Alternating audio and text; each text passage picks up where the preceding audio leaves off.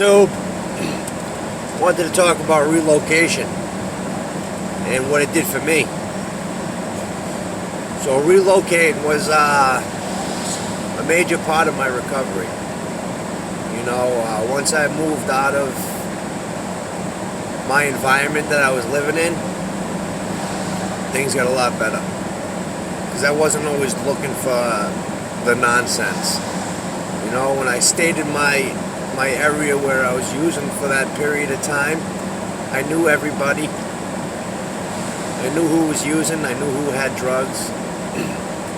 So it was very hard for me to fight my cravings. You know, and you need at least 2 years of sobriety before you can even go back into an environment like that. And sometimes it's not the greatest idea to go back into an environment when you have an addiction problem. But I know that I could go anywhere right now and there would be nothing that would make me want to use drugs. And it's because I have too much to lose now. You know, I always had not much. So I didn't mind losing it. So I didn't have nothing. I get out of prison with the shit on my back. You know, I didn't accumulate anything, and anything that I did accumulate was trash. They were rags. They were useless. You know, I was using my sister's clothes. You know, because she liked to dress up nice and have nice things, and my dumb ass would come to the house and just start throwing her clothes on, put shit on that was hers, and she used to hate me for it. She used to fucking hate me for it. You know, because I thought I could just do whatever I wanted. So yeah, you know, wasn't a good look. Wasn't a good look. But nowadays, I don't need none of that shit. I got everything that I need. I'm content. I'm happy. And it took me to move out of there to get my shit together. You know, there's been 4 or 5 times where I did a little county bid. I came out and I did the same thing. I know I already mentioned that, but I can't stress it enough, man. I can't stress it enough. You know, my cousin is doing awesome right now. One of my cousins, I got a lot of cousins. You're gonna hear me say cousin often. But, because I got a lot of them. I'm not gonna say any names because that's not my place to put people's business out there unless they want to be put out there. But my cousin is doing awesome. You know, he's about to be a chef. You know, he moved out of his environment. You know, he went out to Boston and he got the treatment that he needed. He was hanging around good people that wanted him to do the right thing. And you know, I can't be more happy for him. I just can't. It's amazing. You know, and I remember talking to him a couple years ago, and he was all messed up. You know, he always had freaking stupid things he was posting on his Facebook, and you know, you could just tell that he was in active addiction because it was always poor me. It's not poor me anymore. I enjoy reading his stories. I enjoy reading his accomplishments. You know, it's awesome. You know, because that was my little buddy. And I love him. You know, but I had to watch him freaking ruin his life. And I played a major role in a lot of the kids that were using drugs. You know, because I didn't have much money. And I didn't know what I was doing to people by showing them that life, you know. I was kind of selfish, and all I cared about was myself and how I was going to get high. So anybody that had money, I was trying to turn them out. I was trying to get them to do drugs so I could have a little piece of that pie. You know, it's sad. It's sad because I got to live with that the rest of my life. You know, and I talked to the guys. I talked to a lot of the kids that used to run with me. They're doing awesome. It's a great feeling. Check out my coffees. You know, I do big boy things. You know, why go pay $3 at Stop and Shop? I mean, at Dunkin' Donuts, where you can go to Stop and Shop, pay $2.50, and get 7 coffees in one. This is what I need. This is my pick me up.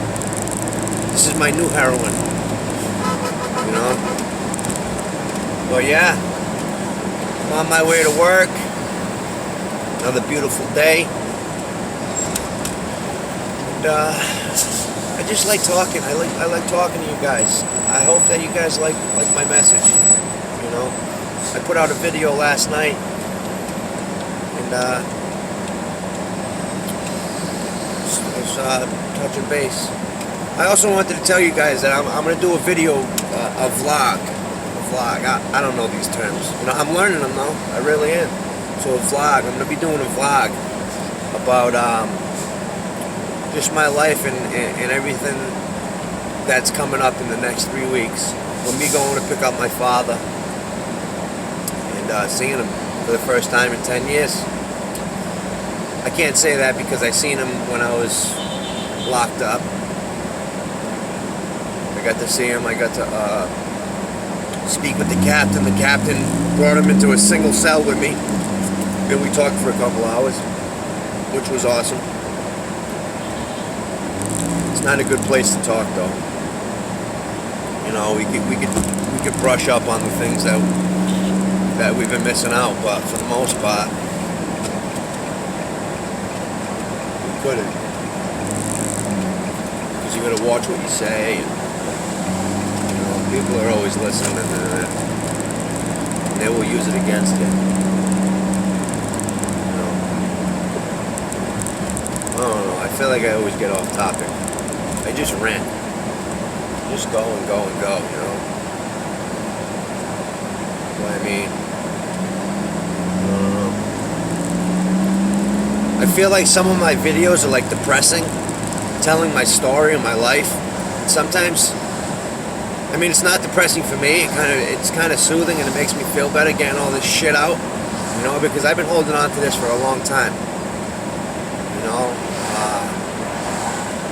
ever since my sister passed away, it's been a lot better for me. Obviously not because of her dying, but like, she gave me her strength. Her strength that she fought with every day, in turn came to me, man, because I was a lost soul. I was lost. I had no hope. The hope was gone, man. Hope was gone. I had nothing. I didn't want to do anything. Just wanted to slowly die doing the drugs. You know, I didn't care about anything. But after she passed away, I was still acting a fool for about a month. I went to her wake and was shit-faced. I was acting a fool in her funeral. My family members are looking at me like, what is wrong with this kid? You know, at the end of the funeral, I'm telling everybody that I'm ripping the I'm going back in and I'm taking her with me. I'm taking the coffin with me. She's not going. I'm taking her home with me. Okay? Go drink another one, Shane, you fucking idiot. So yeah, that was what I was doing, and then we had a little get-together afterwards at her girlfriend's. Very proud of her girlfriend too, by the way. You know, she had a baby, and it's awesome. It's awesome. But yeah, so we had a little party at her house, and I was already shit-faced. So I went there acting a fool. I broke a couple of her lawn chairs in the backyard by smashing it off the ground. I sat in one of the chairs, and the legs shattered out from underneath me. I embarrassed the shit out of myself. I fell on my ass. I got really mad because everybody was making fun of me. Well, they weren't making fun of me. They were just laughing because it was comical. Because I'm a fucking idiot, and I sat on the chair all heavy, and I snapped all 4 legs. I was sitting on the ground looking like an idiot. So once everybody started laughing, I got really, really mad. And now I'm trying to fight people. The police were right down the street because they knew that we were having a little get together, and they knew that I was going to be there, and I was kind of a loose cannon. They were at the wake to make sure that everything was running smoothly. And they seen me the whole time acting fucking crazy.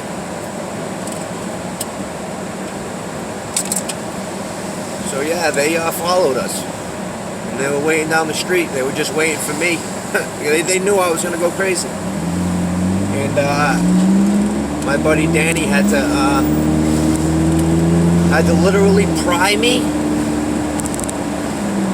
off of my buddy because I was trying to get through them to confront the police officers, even though it's not their fault. But I felt a grudge. I felt that they had something to do with it, even though they didn't. So I was screaming at them. I was calling them fucking all sorts of names, and I was being mean, and I was being rude, and they told me they didn't want to arrest me, but I needed to leave. Told them I ain't going anywhere. Said, you're going to have to arrest me. They said, please, Shane, we don't want to do that. We know what you're going through right now, and we don't want to put you in prison. We don't want to make matters any worse. I said, matters are already worse. I don't care what you have to say. I'm standing my ground. If you guys want to fight, we can fight.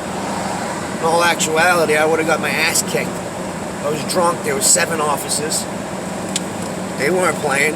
They were ready to slam me at any point in time. But my buddy Danny got between me and one of the officers while I'm screaming in his face. He was able to pry me off of him.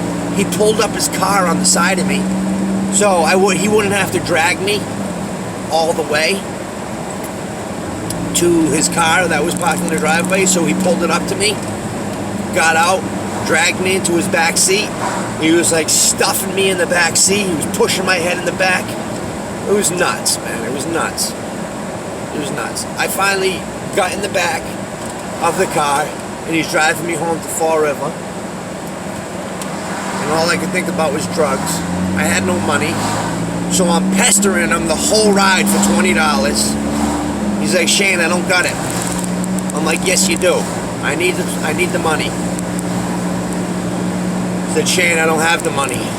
I said, yes, you do. Do what you gotta do. You gotta get it for me. So Danny, being the good friend that he is, even though it wasn't a good friend at the time, he just wanted to make me feel better because he knew what I was going through.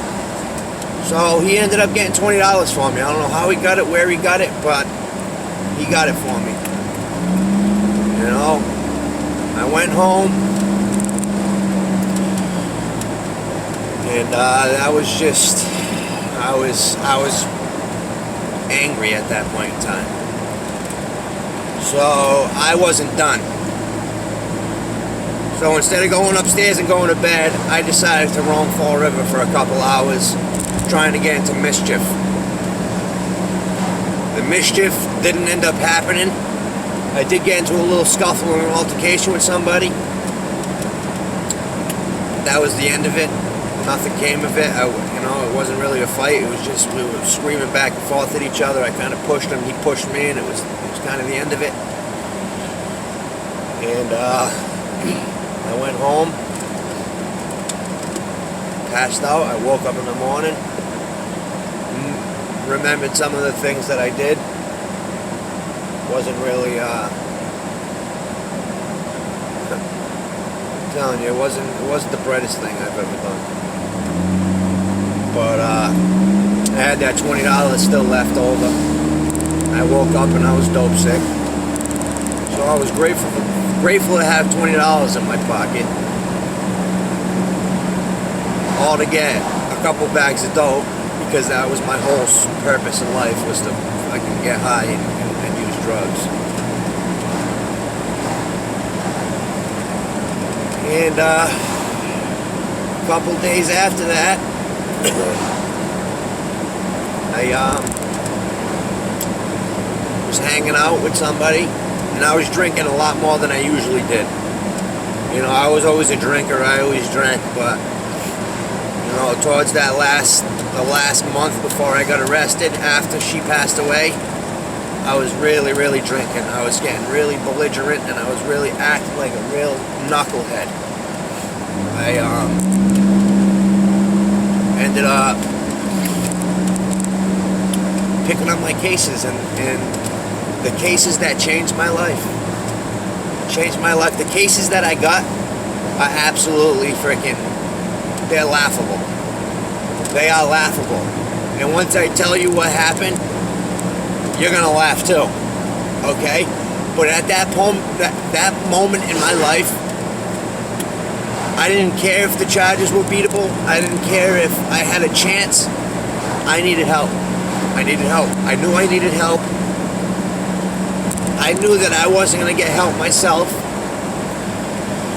So what I did was I took what they were going to give me and I used it to benefit myself. Smartest thing I ever did.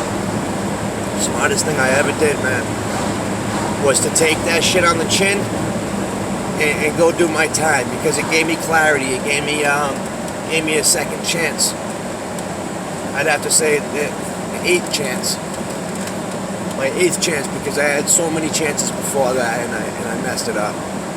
You know, I went to detox 12 times and not one time did I ever complete it. There was one time where I had one more day and I would have completed it and I still left. So I completed the program, but I still went against medical advice. And so I didn't complete it. You know, all these things I look back at, I'm like, you're an idiot, dude. You are an idiot. You know, but I didn't want to learn from anybody else. I wanted to learn myself, I guess.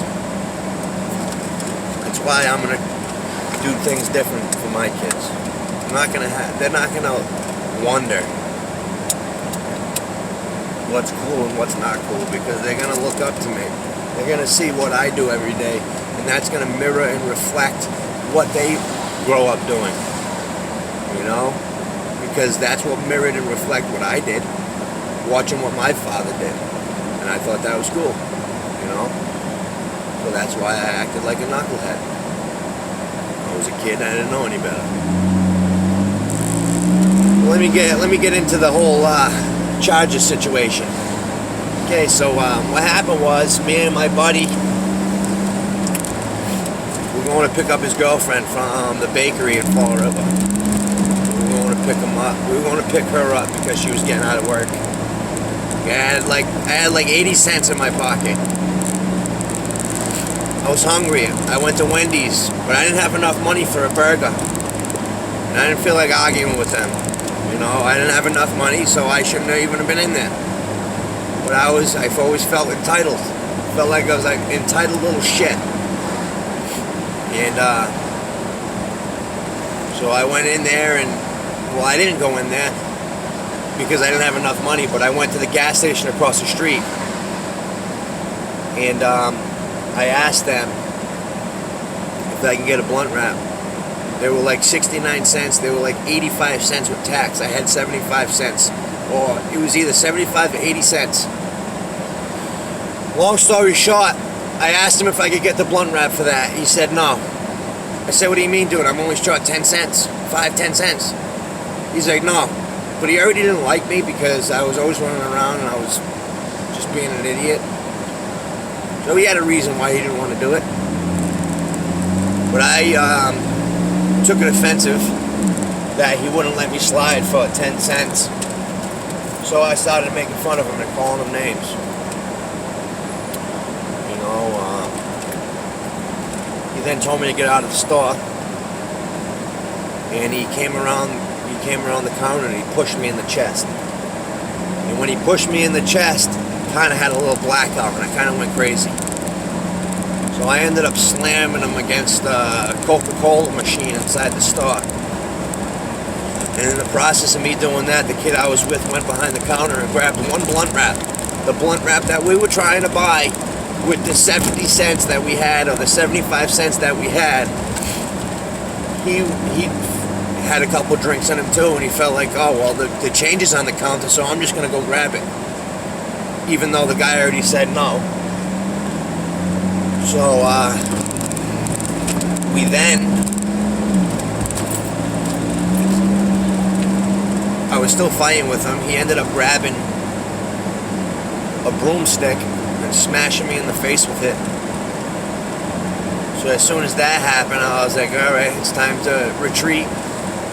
So I ran out of the store and I ran home. I had freaking, I don't know, it was like a 5-minute run from the store to my house. I ran there, I knew I was in trouble, I knew that they were going to call the cops, and I knew that something was going to come of it. So, before they could come, I called up one of my drug dealers and I told him, I said, listen, I'm about to get locked up, could you do me a favor and let me get a couple bags so I'm not going in empty? He said, really, bro? He's like, you really getting arrested? I'm like, yeah. I said, they're probably looking for me right now. He's like, well, I don't want you bringing the cops to my house. I said, well, I'm not going to bring them to your house. He said, just leave them in your mailbox. So I snuck out of my house, I ran down the street, I grabbed it, I ran all the way back home, I did the drugs, and about 2 minutes after I did them, there was a knock on my door. Cops came in. Shane White, you're under arrest. So they handcuffed me, I'm acting a fool, I'm trying to resist. They grabbed my arms, they put them way behind my back, and they stopped walking me down the stairs. I ended up tripping down the stairs. I smashed into the wall. You know, I'm screaming, I'm fighting, I'm kicking, I'm just angry. You know, and then they held me. They held me for armed robbery. That's the charge they originally got me with. The next day when I went to court, they dropped that charge to unarmed robbery because I had nothing with me that was going to hurt anybody. So it went from an armed robbery to an unarmed robbery. Okay. It was basically just a bail hearing. They denied my bail, and they denied my bail, and I had to go back in a couple days. I went back in a couple days, and they dropped the charges again to assault and battery.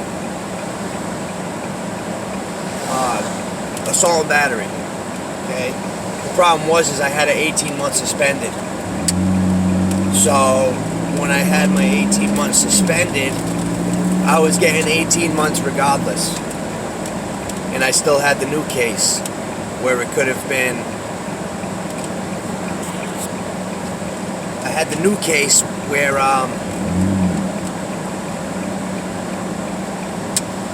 sorry guys, I'm trying to drive too. So I had the new case and I could have got new time for it. Okay, so I could have got the 18 months and I could have got new time for the case. I didn't get new time for the case because I took the state bid. Instead of taking 18 months in county, I took the state bid and I went upstate. And that was the beginning of my new journey. But I'm going to get back to you guys. I'm almost at work and I'm a little lost right now. But thanks for listening to my stories. Please comment, like, subscribe, share this shit. Thanks. I'm out.